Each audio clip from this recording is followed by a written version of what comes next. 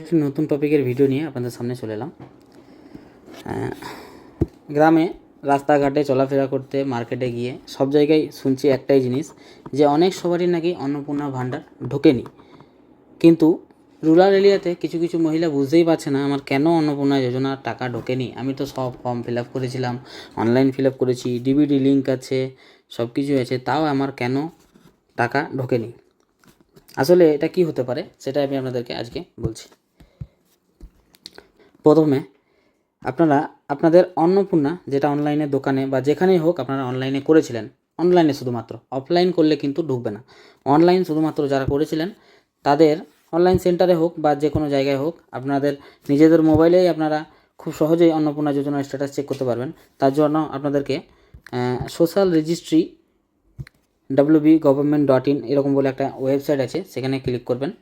তারপর প্রথম ওয়েবসাইটটাতেই চলে যাবেন, সোশ্যাল রেজিস্ট্রি।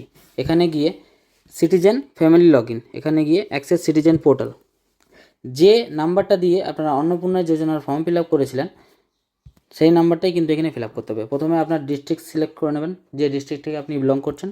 আমার বীরভূম, তাই আমি বীরভূম সিলেক্ট করলাম। এখানে যে নাম্বার দিয়ে আপনি অন্নপূর্ণা যোজনার ফর্ম ফিল আপ করেছেন, যেখানে গিয়ে অনলাইন সেন্টারে গিয়ে যেই মোবাইল থেকে আপনার ওটিপি নেওয়া হয়েছিল সেই নাম্বারটাই আপনি এখানে এন্টার করবেন। তারপর এখানে ক্যাপচার ফিল করবেন,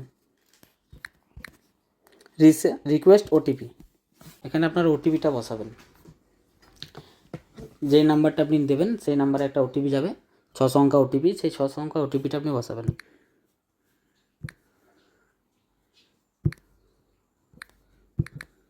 তারপর ভেরিফাই অ্যান্ড কন্টিনিউতে ক্লিক করবেন। এখানে দেখাচ্ছে,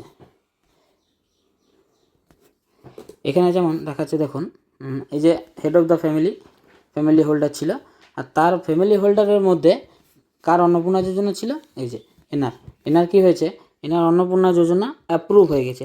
অ্যাপ্রুভ মানে এনার অন্নপূর্ণা যোজনা অলরেডি ঢুকে গেছে। এখানে যদি আপনার আন্ডার ইনকোয়ারি থাকতো, তাহলে পঞ্চায়েতে একটা আন্ডার ইনকোয়ারির জন্য একটা লিস্ট আসবে। সেই লিস্টে যদি আপনার নাম থাকে, সেই পঞ্চায়েত থেকে একটা ফর্ম দেওয়া হবে, সেই ফর্মটা আপনাকে ফিল আপ করে পুনরায় আবার জমা করতে হবে।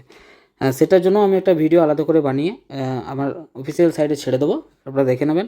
আর সাধারণত এখানে রিজেক্টেড বলে কেউ নেই। অ্যাপ্লিকেশান রিজেক্টেড যেগুলো ছিল সেগুলো পরবর্তীতে আবার আন্ডার ইনকোয়ারিতে ফেলে দেওয়া হয়েছে। তাদের সবারই আন্ডার ইনকোয়ারি, মানে ইনকোয়ারি চলবে, তারপর যোগ্য প্রাপক যারা তারা আবার পাবে। আর যাদের পেমেন্ট ফেলার দেখাচ্ছে, সেক্ষেত্রে তারা কি করবে, সেক্ষেত্রে তাদের ব্যাংক অ্যাকাউন্টের সাথে আধারের কোনো ডিফল্টার আছে নাকি দেখতে হবে, যেমন নামের বানান ভুল আছে নাকি, বা ডিবিটি লিঙ্কের কোনো মিসম্যাচ আছে নাকি সেটা দেখতে হবে। নেক্সট পার্টে আমি আপনাদের দেখাবো ডিবিটি লিঙ্ক কীভাবে করতে হয়। নেক্সট পার্টের জন্য অপেক্ষা করুন। Tata, bye bye.